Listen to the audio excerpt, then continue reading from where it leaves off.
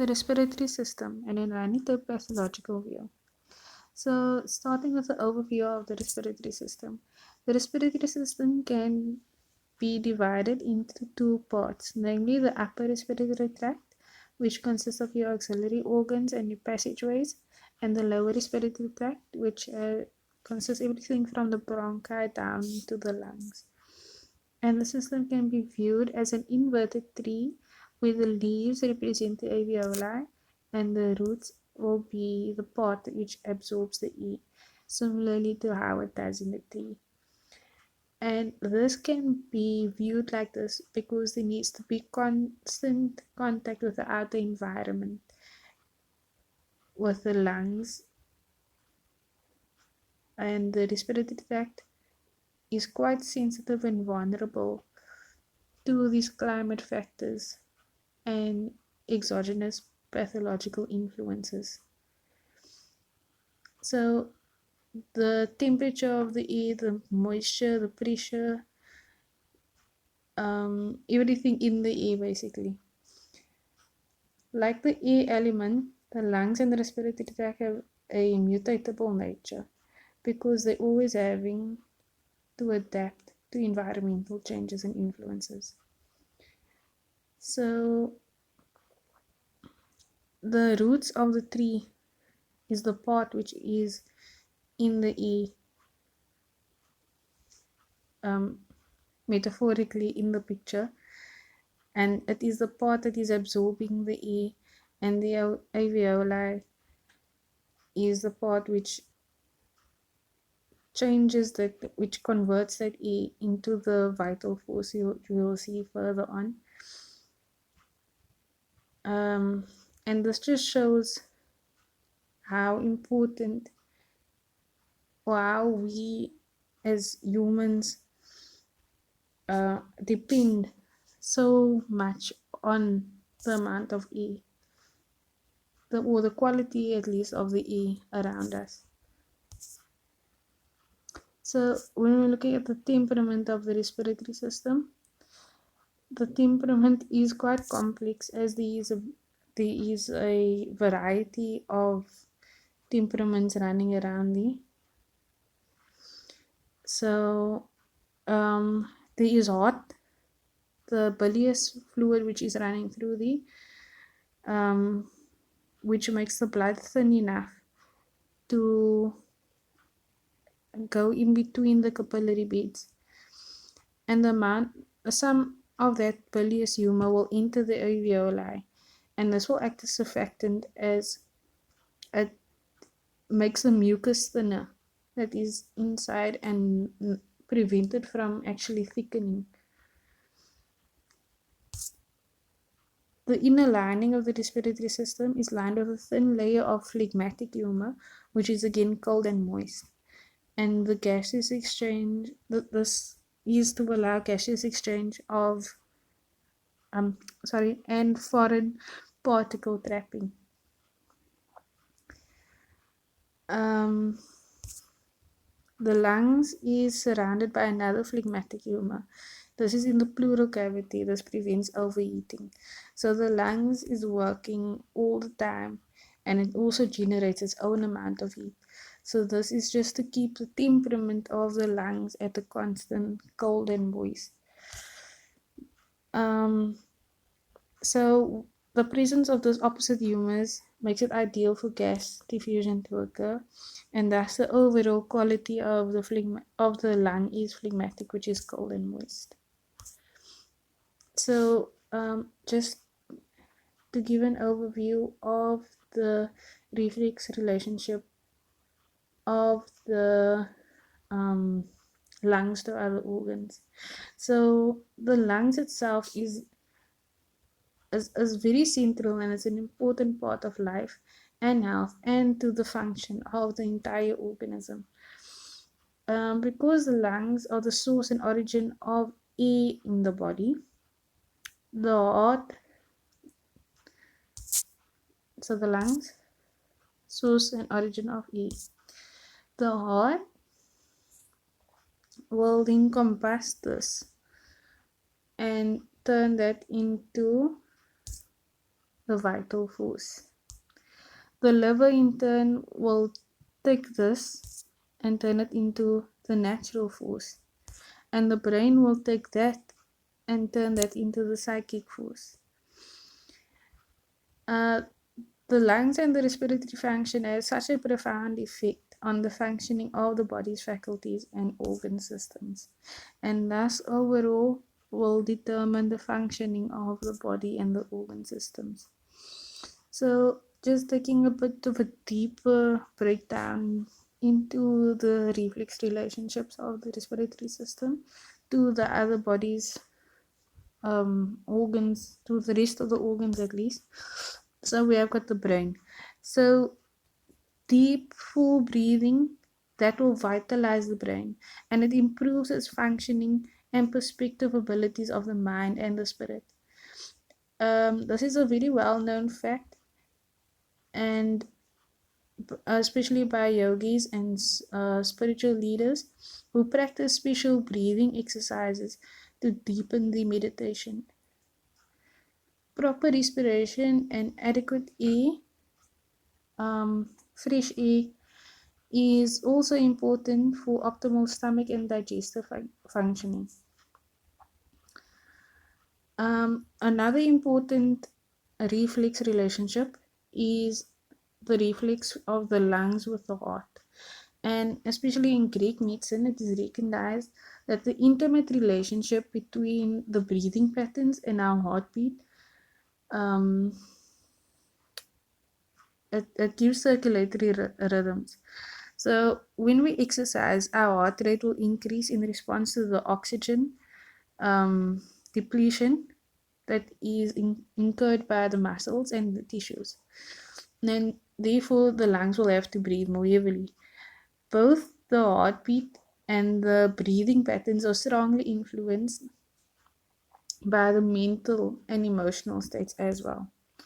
So, when you're looking at the lungs and where it is situated, also, uh,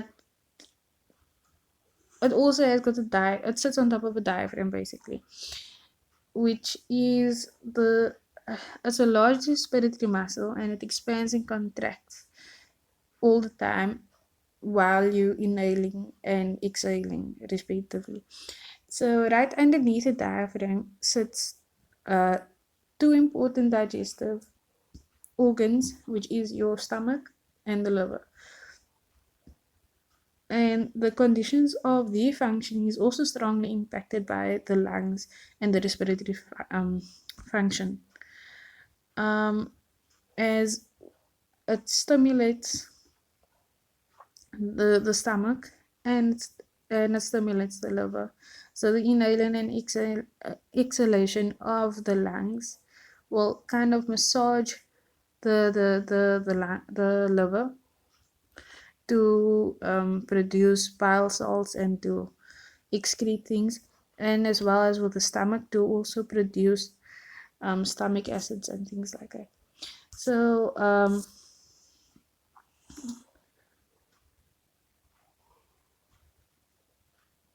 okay, wait.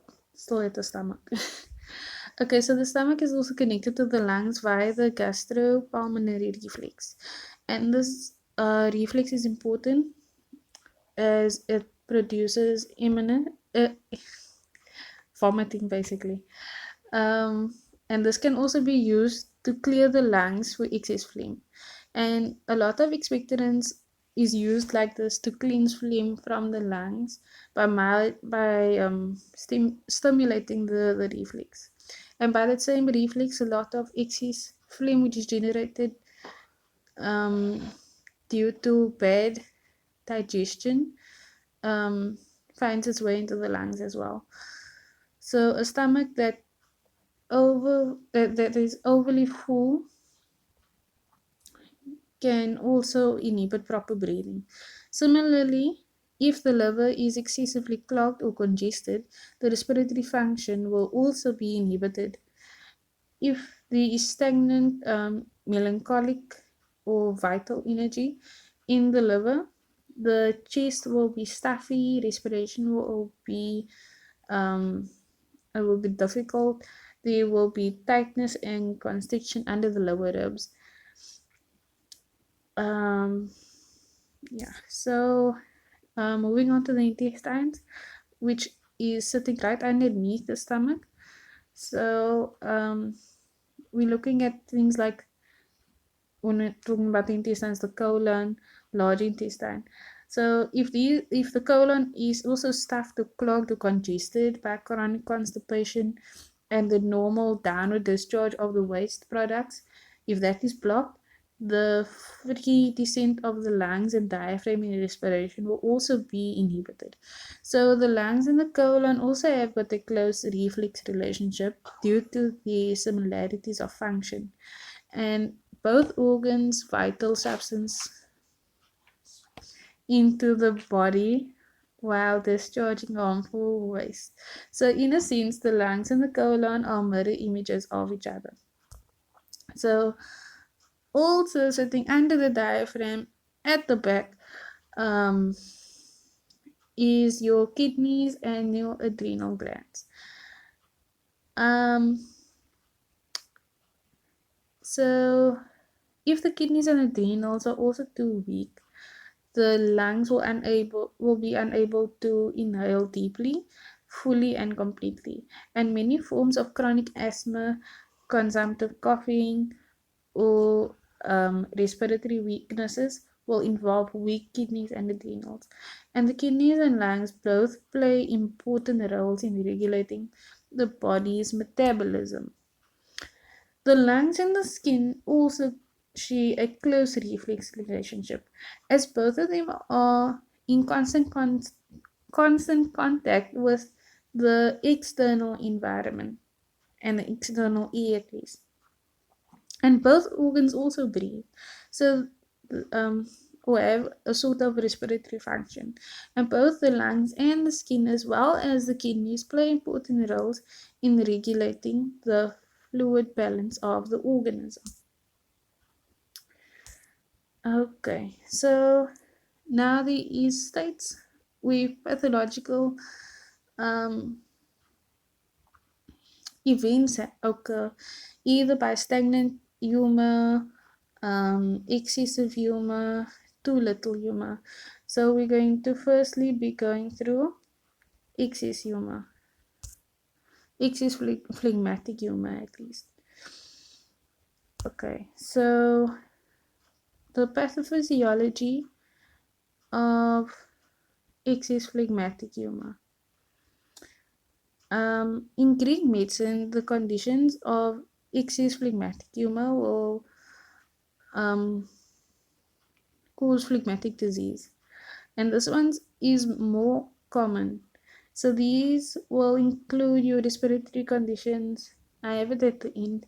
Um, More like asthma, bronchitis, rhinitis, sinusitis, and such things. Um, so the causes, we've got the environmental factors. That is your extreme cold and damp weather, dust, molds, yeast, or fungi.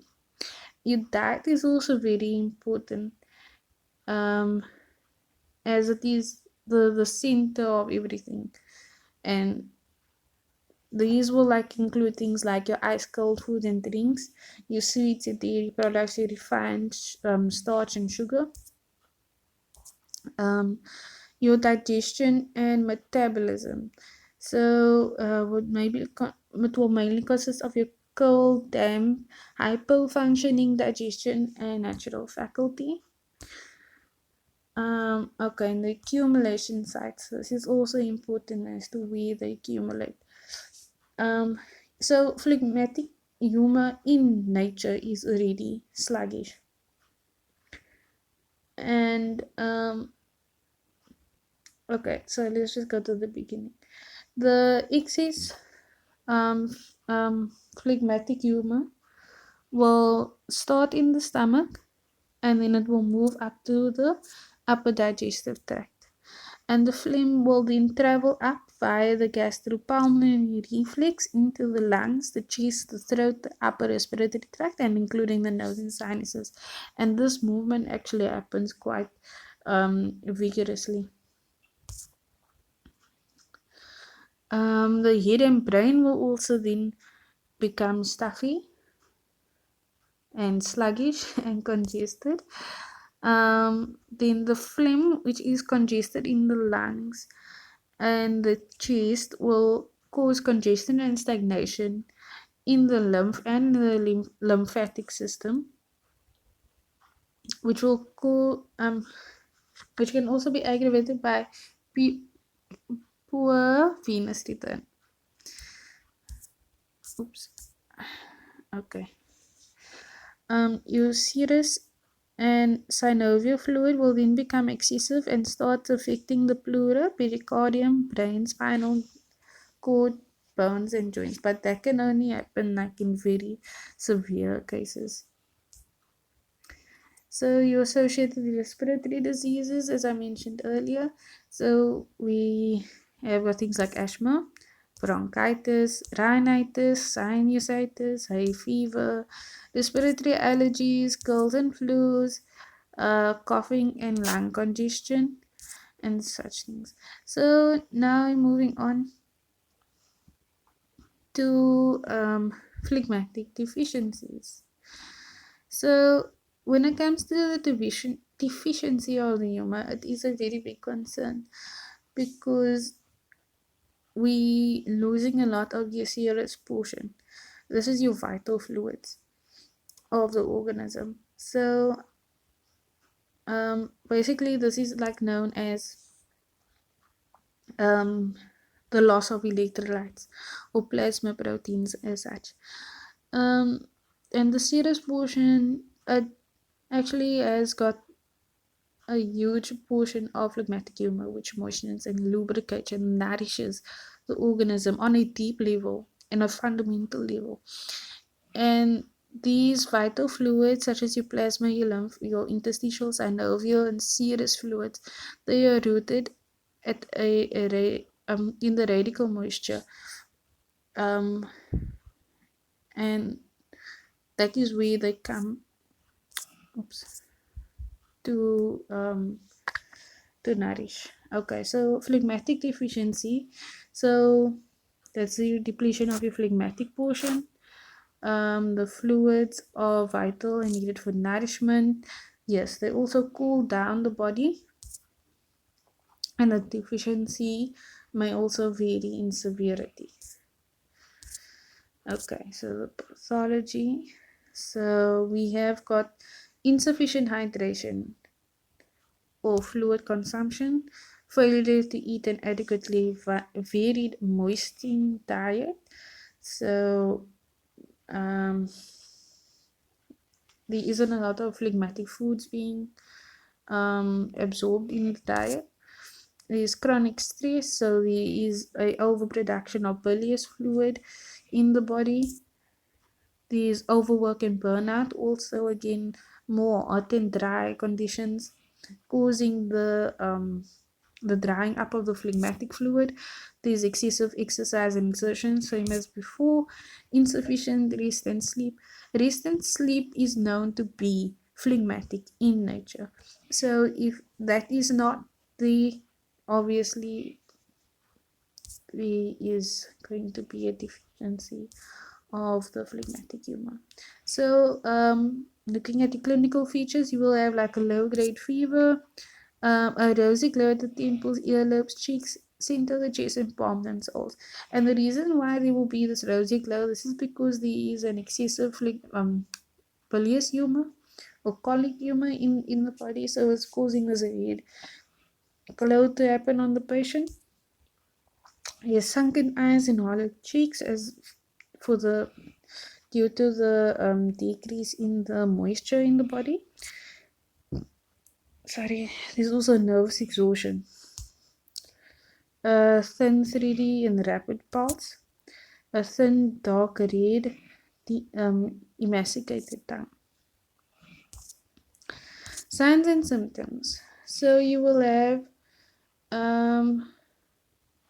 increased thirst, a dry, scratchy, or a sore throat, a dry, weak, or hacking consumptive cough, hoarseness of the voice, dry nose or nosebleeds, And this dry nose and nosebleeds, that should also show you that there is phlegmatic, the increase in the phlegmatic humor specifically. Coughing up of the blood, also phlegmatic. I'm sorry, not phlegmatic, I mean bilious. For the dry nosebleeds, coughing up blood, bilious humor, and associated respiratory diseases would be like TB.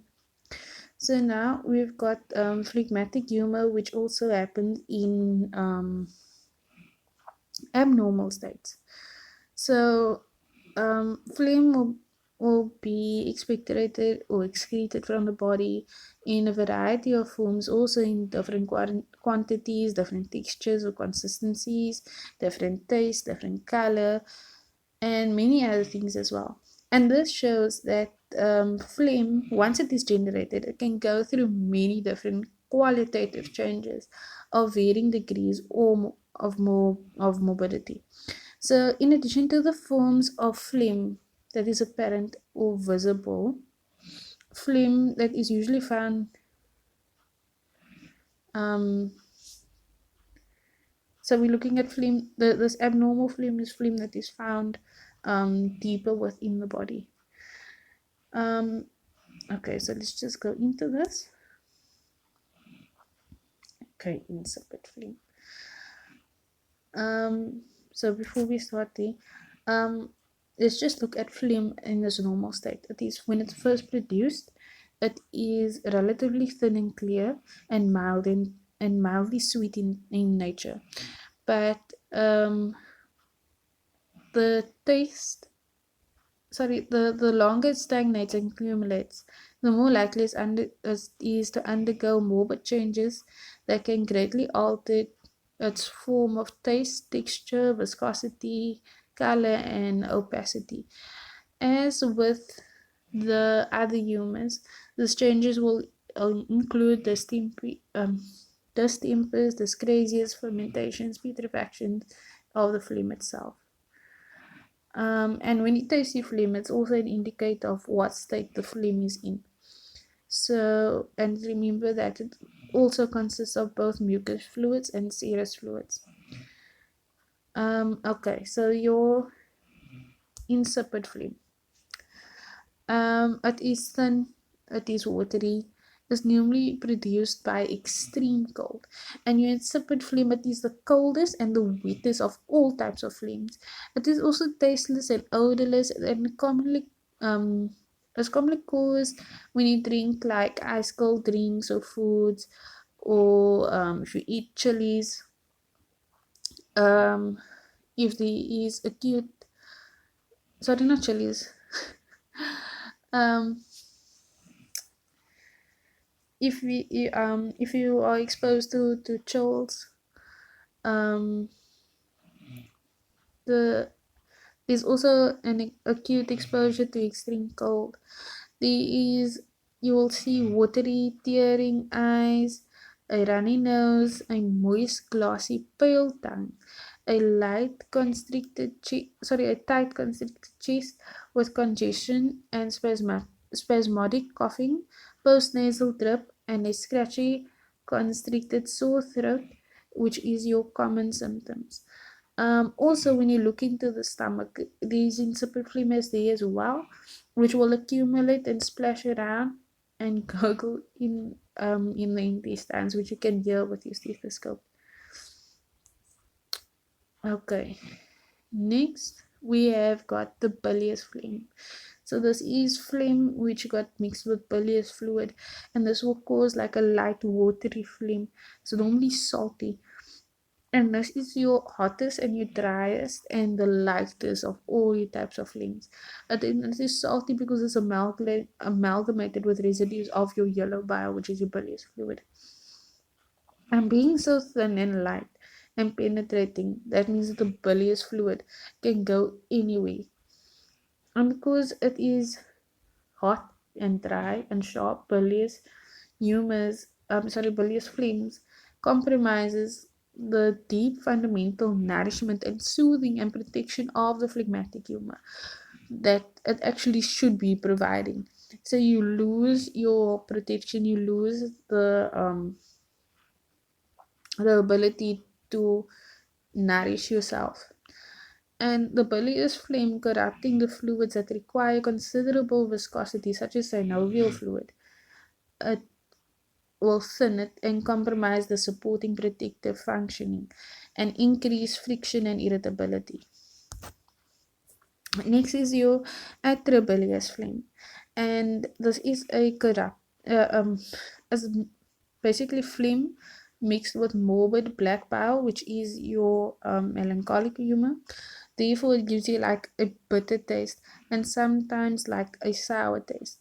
Its temperament is cold and dry and is thicker and stickier than bilious phlegm. The morbid black bile comprise comprises of nutritive properties of the phlegm and can be a chronic irritant to the organism. Atrabilious phlegm can also penetrate deep into the body. So, um, phlegm. Okay, then we get your sanguine humor, which is mixed with the um phlegmatic humor. And these ones can be stickier than your ordinary phlegm and is seen more in your metabolic disorders like diabetes. Um, Phlegm like this can also be very sweet, and it either due to excessive heat and moisture in the digestion and metabolism of the person. Um, mucilaginous phlegm. Okay, this is a thick and slimy phlegm and may either be clear, milky, and translucent or white and opaque. It originates in the stomach and digestive tract due to a cold, weak, sluggish digestion and metabolism, and many of your phlegm forming foods will also generate mucilaginous phlegm. So, from the digestive tract, um, it commonly spreads. So, like it will go up to the throat, the ear, the nose, the sinus, and when mucilaginous phlegm obstructs the head, it can cause things like a heavy head, dizziness, vertigo, nasal congestion, and allergies, sinusitis, postnasal drip. It can even invade the urinary tract and produce mucilaginous cysts. Then we get the hot phlegm in the lungs. Okay. And I seem to have done my things wrong. Okay.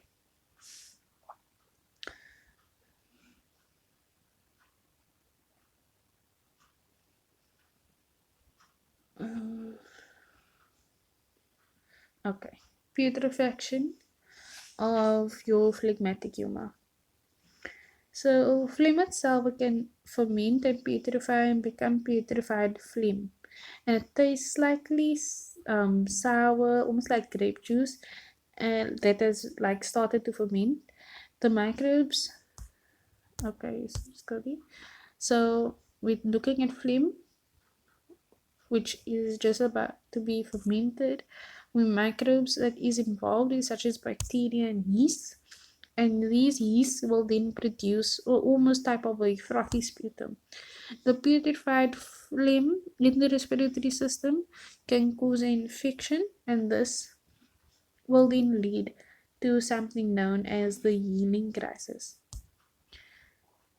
or your quotidian fever.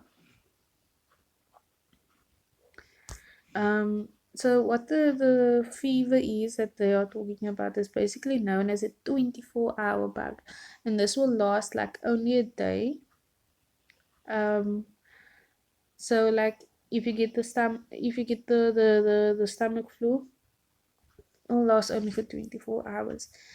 And this is because the phlegm is the coldest in all temperaments, of all the humans at least, and phlegmatic fevers are not very high. Okay, So now we're just going to be looking at the different diseases of phlegmatic humor.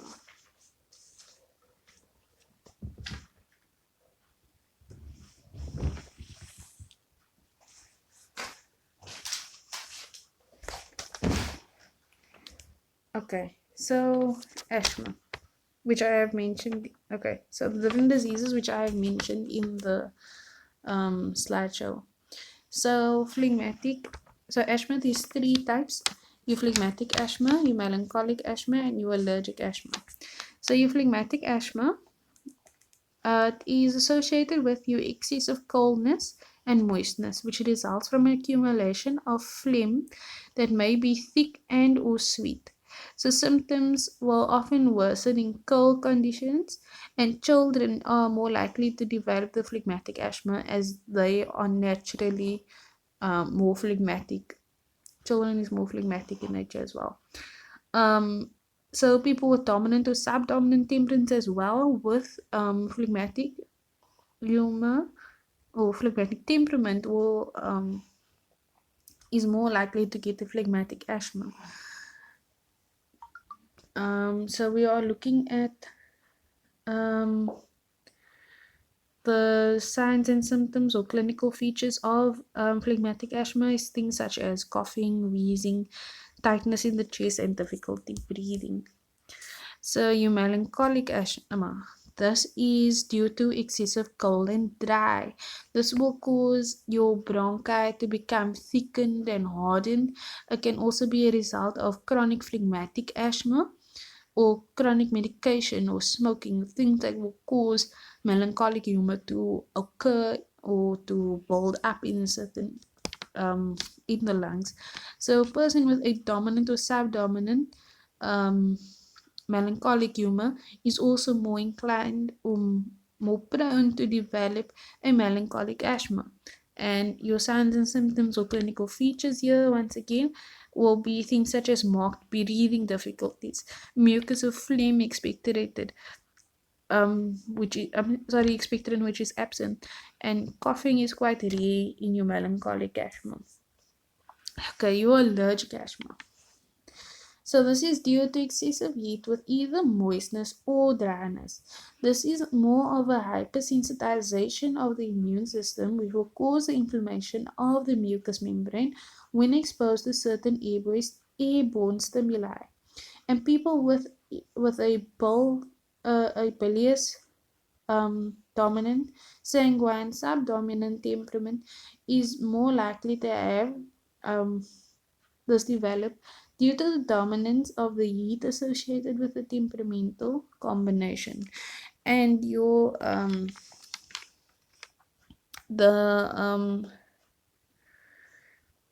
the clinical features or signs and symptoms of allergic asthma according to Unani would be things like breathing difficulty again, itching and red watery eyes, or allergic rhinitis with a postnasal drip.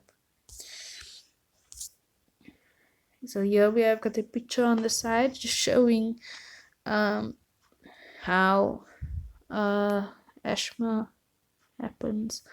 So there's muscle tightening, there's inflammation, excess mucus, and things like that. The bronchitis.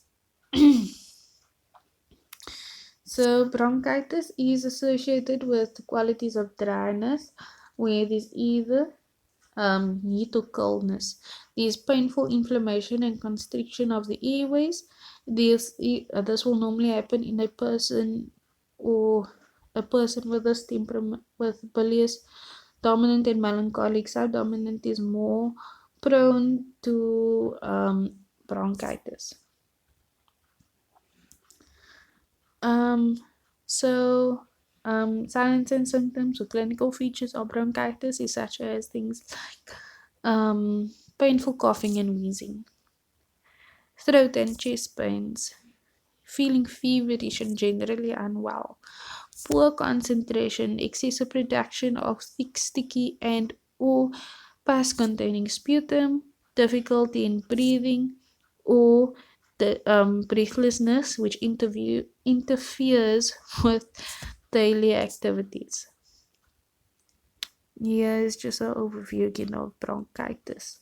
Here you don't see contraction of the muscle fibers, but there is inflammation and excessive mucus in the bronchi. Okay, rhinitis. Okay, rhinitis. So we have got things here like a nasal discharge, proximal sneezing, nasal congestion, redness of the face and eyes, hypersensitivity, burning and itching of the nose, eyes, and throat, a mild headache, hoarseness, fatigue, excessive thirst, and things like that. So here we have got the picture of the nasal cavity. There's inflammation here. There's excessive tearing. There's excessive tearing. There's a nasal drip and things like that. Sinusitis. So these are linked to qualities of moistness with either heat or coldness. This will worsen with colder seasons, and it is linked moistness with cold, and it presents with a thick mucus. Sinusitis, which worsens during spring, is linked to moistness with heat and may present with a thin runny mucus. And both the heat and coldness is associated with sinusitis in people who have either phlegmatic or sanguine or bilious temperaments, which are highly affected. So signs and symptoms, these things such as your headache, blocked nose, like I'm having at the moment, pain, pressure, and heaviness around the head, especially in the jaws, eyes, and the face, thick mucus discharge from the nose, loss of the sense of smell, a postnasal dip which will disturb sleep, a sore throat, a mild fever, bad breath, and cough spasms. Colds and flu. Okay, so cold and flu. So there's actually a difference between a cold and a flu. So for colds, you will feel run down. There will be a scratchy throat, you'll have watery eyes, a runny nose, sneezing, a mild fever, and symptoms will normally last you for about 5 to 7 days. The flu, it will begin first like a cold, and then everything will rapidly progress. You will get more sneezing, more runny nose, higher fever. And occasionally you will either have nausea, vomiting, diarrhea, or all three at the same time. You will have chills or a high temperature, which will be more common. Tuberculosis, it's just basics. There's coughing, there's fever, hematopoiesis, coughing up of blood, chest pain, fatigue, unexplained weight loss. And that is it for me. Thank you very much. Hope you enjoyed.